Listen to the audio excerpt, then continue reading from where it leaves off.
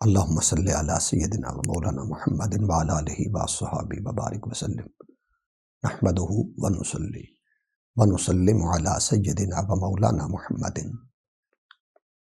رسولہ النبی الامین المکین الحنین الکریم الرؤوف الرحیم اما بعد فاعوذ باللہ من الشیطان الرجیم بسم اللہ الرحمن الرحیم سبحان الذی اسری بعبدہ لیلا من المسجد الحرام الى المسجد الاقصی الذی بارکنا حولہ لنریہ من آیاتنا انہ هو السمیع البصیر صدق اللہ مولانا العظیم۔ حمد و صلات کے بعد آج کی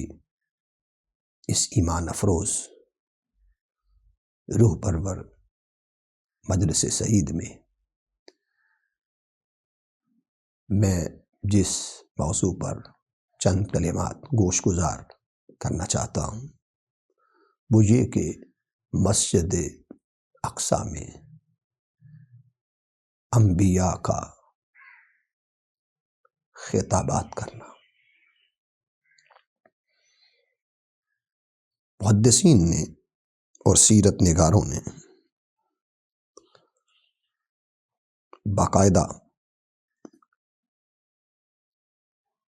انبیاء و مرسلین کے ان کلمات کا تذکرہ کیا ہے کہ انہوں نے جو اقصی میں ادا کیے تھے، جس میں مواہب اللدنیا دوسری جلد اور صفحہ نمبر 21 آپ دیکھیں، یا جواہر البیان اس کو دیکھیں، پھر مواہب اللدنیا دوسری جلد صفحہ نمبر 11 دیکھیں تو مسجد اقصی میں نماز ادا کرنے کے بعد پھر وہاں جلسہ ہوا، اور اس جلسہ میں سننے والے بھی انبیاء اور رسل اور سنانے والے بھی، خطاب فرمانے والے بھی انبیاء اور مرسلین علیہم السلام۔ کتنا وہ خوش نصیب ماحول ہوگا، نورانی بابرکت عظیم مجلس ہوگی کہ مسجد ہے اقصی اور سننے والے ہیں انبیاء و مرسلین۔ حضرت جبریل امین علیہ السلام نے اس مبارک جلسہ میں نقابت کی ہے۔ آپ نے خطابات کا سلسلہ شروع کیا اور حضرت آدم علیہ السلام کو خطاب کے لیے بلایا۔ حضرت آدم علیہ السلام نے خطاب شروع کیا، فرمایا الحمدللہ الذی خلقنی بیدہ، تمام تعریفیں اللہ رب العالمین کے لیے ہیں جس نے مجھے اپنے دست قدرت سے بنایا۔ وَاسْجَدَ لِي مَلَائِكَتَهُ، اور اس نے اپنے ملائکہ سے مجھے تعظیمی سجدہ کروایا۔ وَجَعَلَ الْأَنْبِيَاءَ مِنْ ذُرِّيَّتِي، اور پھر میری ذریت سے، اولاد سے انبیاء مرسلین کو بنایا۔ یہ حضرت آدم علیہ السلام نے اپنی فضیلت، اپنی سعادت کا ذکر کیا۔ پھر حضرت نوح علیہ السلام کو خطاب کے لیے بلایا گیا۔ انہوں نے فرمایا الحمدللہ الذی اجاب دعوتی، کہ تمام تعریفیں اللہ رب العالمین کے لیے ہیں جس نے میری دعا کو قبول فرمایا، جس نے میری دعا کو سن لیا۔ فنجانی من الغرق بالسفینہ، اور میری کشتی کو غرق ہونے سے بچایا۔ واصطفانی وفضلنی بالنبوہ، اور مجھے نبوت میں فضیلت عطا کی۔ پھر حضرت ابراہیم علیہ السلام خطاب کے لیے تشریف لائے، فرمایا الحمدللہ الذی، تمام تعریفیں، تمام مدحت اللہ رب العالمین کے لیے ہے۔ اتخذنی خلیلاً، جس نے مجھے خلیل بنایا، وآتانی ملکاً عظیما، اور مجھے عظیم سلطنت عطا کی، واصطفانی برسالتہ، اور اس نے اپنی رسالت کے لیے مجھے چنا، وانقذنی من النار، اور مجھے آگ سے بچایا، وجعلہا علی بردم وسلاما، اور اس آگ کو مجھ پر ٹھنڈا فرما دیا، سلامتی والی بنا دیا۔ یہ اشارہ اس آیت کی طرف ہے، قلنا یا نار کونی بردم وسلاما علی ابراہیم، ہم نے حکم دیا اے آگ ابراہیم علیہ السلام پر ٹھنڈی ہو جا، سلامتی والی ہو جا، اور اس نار نمرود سے بچ جانا اور اس آگ کا گل و گلزار ہو جانا، اس کی طرف حضرت ابراہیم علیہ السلام نے اپنے خطاب میں اشارہ کیا، اور یہ اللہ رب العزت سے اپنا تعلق عشق انہوں نے بیان کیا، جس کو اقبال کہتے ہیں بے خطر کود پڑا آتش نمرود میں عشق، عقل ہے محو تماشائے لب بام ابے۔ پھر حضرت موسیٰ علیہ السلام کو خطاب کے لیے دعوت دی گئی، آپ نے بھی اپنے خطاب کو اللہ رب العزت کی توصیف سے، تعریف سے شروع کیا۔ فرمایا الحمدللہ الذی کلمنی تکلیما، تمام تعریفیں اللہ رب العالمین کے لیے ہیں، وہ ذات جس نے مجھ سے کلام فرمایا، واصطفانی برسالتہ، اور اس نے مجھے اپنی رسالت کے لیے چنا۔ مختصر مگر جامع انداز میں حضرت موسیٰ علیہ السلام نے خطاب فرمایا۔ پھر حضرت داؤد علیہ السلام کو خطاب کے لیے بلایا گیا، انہوں نے بھی اللہ رب العزت کی ستائش سے اپنے خطاب کا آغاز کیا۔ فرمایا الحمدللہ الذی انزل علی الزبور، تمام تعریفیں اللہ رب العالمین کے لیے ہیں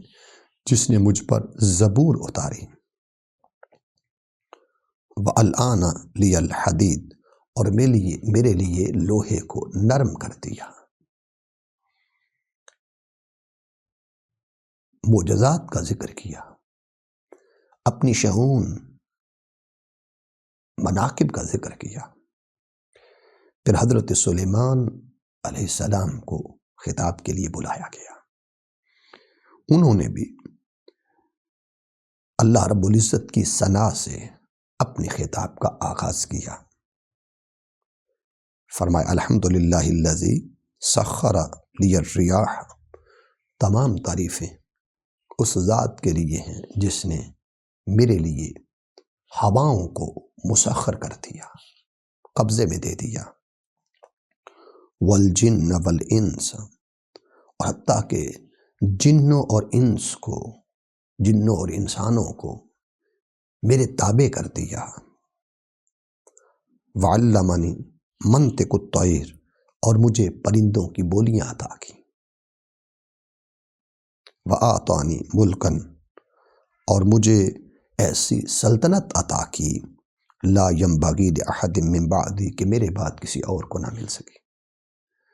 تو حضرت سلیمان علیہ السلام نے اپنی بادشاہت کا ذکر کیا،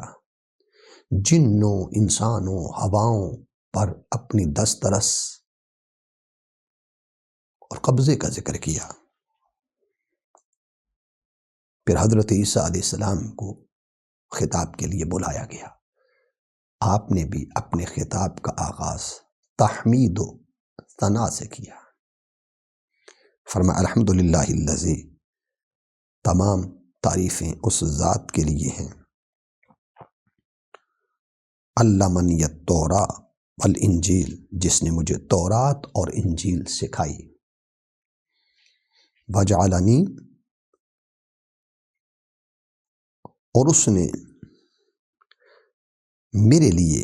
کر دیا ابریح الاقمہ والابرس، کہ جو مادرزاد اندھے ہیں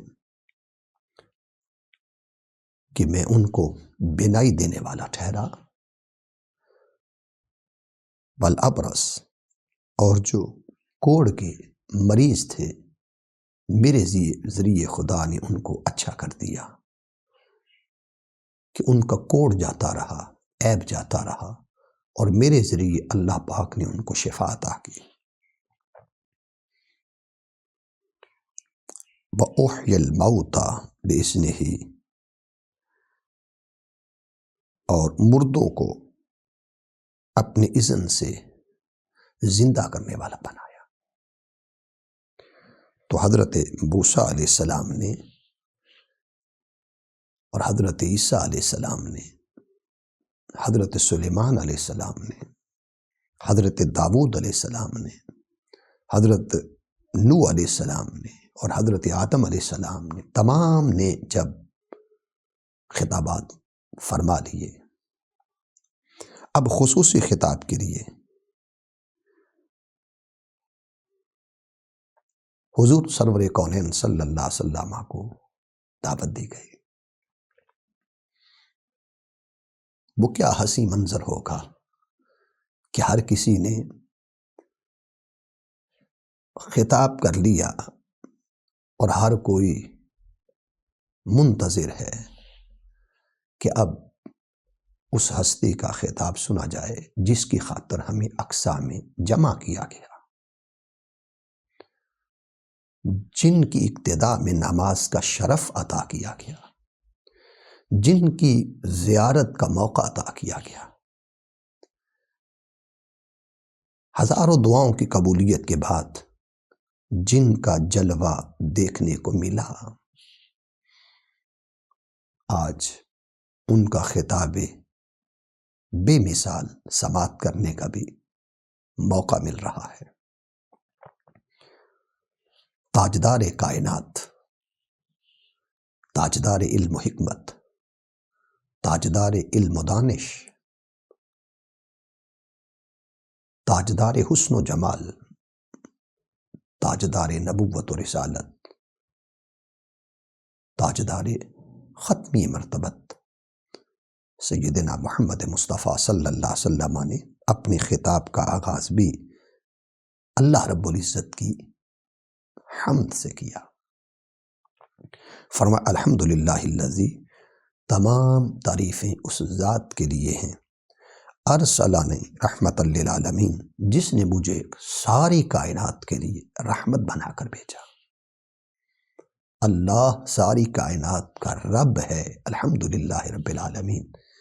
اور اس کا رسول صلی اللہ علیہ وسلم ساری کائنات کے لیے سراپائے رحمت، سراپائے رافت، سراپائے شفقت، سراپائے کرم، سراپائے عنایت، سراپائے جود و سخا بن کر تشریف لائے۔ وکافۃ للناس بشیرا و نذیرا، اور پھر ساری انسانیت کے لیے اس نے بشیر خوشخبریاں سنانے والا اور نذیر ڈر سنانے والا بنا کر بھیجا۔ تو آقا دو جہاں صلی اللہ علیہ وسلم نے خطاب کے ابتدائی جملوں میں اپنی رحمت کا ذکر کیا، اپنے بشیر ہونے کا، مبشر ہونے کا، خوشخبریاں سنانے والا ہونے کا ذکر کیا، اور جو گناہگار ہیں، جو ناکارہ لوگ ہیں، بد کردار لوگ ہیں، ان کو دوزخ کا ڈر سنانے والا جو اللہ نے بنا کر بھیجا ہے، ان کی طرف آپ نے اپنی نذیریت کا ذکر کیا کہ میں بشیر بھی ہوں، میں نذیر بھی ہوں۔ وَأَنزَلَ عَلَيَّ الْفُرْقَانَ فِيهِ تِبْيَانَ كُلِّ شَيْءٍ، اور مجھ پر ایک ایسی کتاب فرقان اتاری ہے کہ جس میں ہر چیز کا واضح بیان ہے۔ قرآن مجید کی عظمت اور قرآن مجید کے بے مثال کتاب ہونے کا ذکر کیا، فرقان، کہ یہ حق اور باطل میں فرق کرنے والی کتاب ہے۔ قرآن جہاں پر کتاب شفا ہے، کتاب حکمت ہے، کتاب ہدایت ہے، کتاب نور ہے، کتاب فرقان ہے، کتاب حمید ہے۔ وہاں پر یہ قرآن کتاب فرقان ہے۔ فرمایا وجعل امتی خیر امت اخرجت للناس، اور مجھے بہترین امت عطا کی ہے، تمام انسانوں میں سے بہترین امت مصطفیٰ صلی اللہ علیہ وسلم کا مجھے مالک بنایا، والی بنایا۔ وجعل امتی وسطا، پھر فرمایا میری امت کو امت وسط کے لقب سے نوازا۔ وجعل امتی هم الاولون والآخرون، فرمایا پھر میری امت ہی اول ہے اور آخر ہے، یہ آئی سب سے بعد میں ہے، اور قیامت کا دن ہوگا سب سے پہلے 70 امتوں میں جو امت جنت میں داخل ہوگی وہ محمد مصطفیٰ صلی اللہ علیہ وسلم کی امت ہوگی۔ پھر ارشاد فرمایا وشرح لی صدری، اس نے میرے سینوں کو انشراح کیا ہے، سینہ اقدس کو کھول دیا ہے۔ کس سے؟ علم سے، معرفت سے، دانائی سے، حکمت سے، بصیرت سے، تدبر اور تفکر سے سینہ اقدس کو کھول دیا ہے۔ وَوَضَعَ عَنِّي وِزْرِي، اور سارے بوجھ اس نے اتار دیے، جو بوجھ تھے میری کمر پر، فرمایا سارے کے سارے بوجھ اس خدا نے اتار دیے۔ وَرَفَعَ ذِکْرِی، اور اس نے میرے ذکر کو بلند کر دیا ہے۔ وَرَفَعْنَا لَكَ ذِکْرَکَ، اور ہم نے آپ کا ذکر آپ کی خاطر بلند کر دیا۔ وَجَعَلَنِی فَاتِحًا، فرمایا اللہ رب العزت نے مجھے فاتح بنایا ہے۔ خاتماً، اور اللہ رب العزت نے مجھے تمام انبیاء کے اور رسولوں کے بعد بھیجا ہے۔ ختم نبوت کا تاج سر اقدس پر سجا کر مجھے دنیا میں مبعوث کیا ہے۔ وَسَمَّانِی رَؤُوفًا وَرَحِیمًا، اور اس نے میرے نام کو رؤوف بھی بنایا اور میرے نام میں رحیم بھی رکھا، مجھے رؤوف بھی بنایا، میں بہت زیادہ مہرباں ہوں، عنایت کرنے والا ہوں، کرم کرنے والا ہوں، اور مجھے رحم کرنے والا بھی بنایا۔ جب تاجدار کائنات صلی اللہ علیہ وسلم نے اپنا خوبصورت، ایمان افروز، بے مثال، لاجواب، ہر لحاظ سے مکمل، دل نواز اور دلوں اور روحوں پر اثر کرنے والا ایمان افروز خطاب کیا، تب جد الانبیاء حضرت ابراہیم علیہ السلام اٹھے اور فرمانے لگے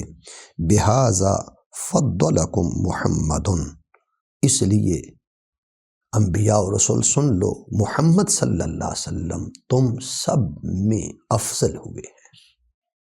یہی وجہ ہے اس قرآن کا جو ذکر کیا، اس امت کا جو ذکر کیا، اپنی شانوں کا جو ذکر کیا، اپنی رحمت کا ذکر کیا، اپنے بشیر اور نذیر ہونے کا ذکر کیا، اپنے خاتم ہونے کا جو ذکر کیا، اپنے فاتح ہونے کا ذکر کیا، اپنے رؤوف اور رحیم ہونے کا ذکر کیا، اور اپنے سینے سے علم و حکمت کے چشموں کے جاری ہونے کا جو ذکر کیا، فرمایا اپنی امت کا ذکر کیا، امت وسط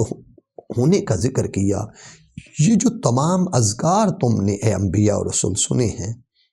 میں گواہی دے رہا ہوں، اس وجہ سے ان تمام وجوہات کے باعث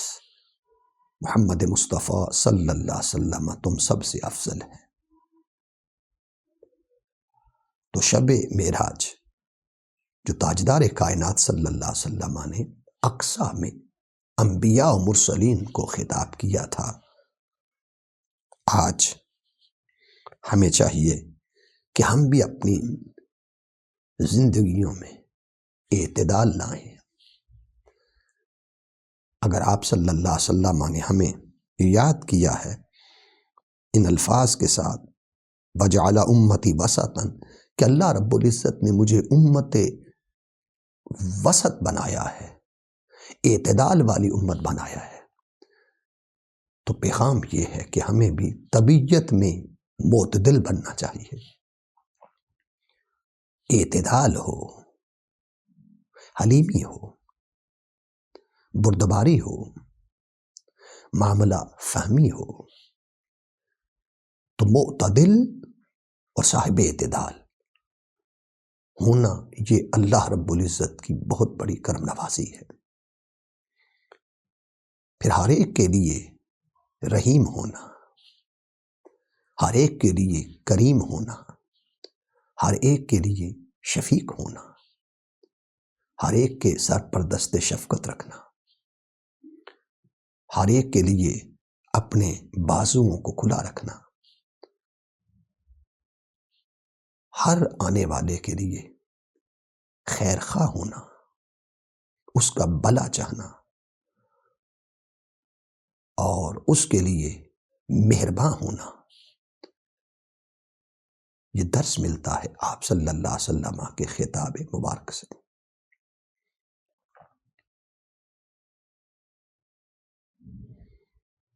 آئیے ماہ رجب اپنے اندر وہ رات لیے ہوئے ہے جسے شب معراج کہتے ہیں۔ شب معراج کی آمد ہے، ہمیں چاہیے ہم اس شب اللہ رب العزت کی یاد میں جاگیں، آقا دو جہاں صلی اللہ علیہ وسلم کی محبت میں جاگیں، آپ پر درود و سلام پڑھتے ہوئے وہ رات بسر ہو، اس قرآن کی زیارت تلاوت کا شرف حاصل کریں کہ شب معراج جس قرآن کا تذکرہ آپ نے اپنے خطاب میں کیا تھا،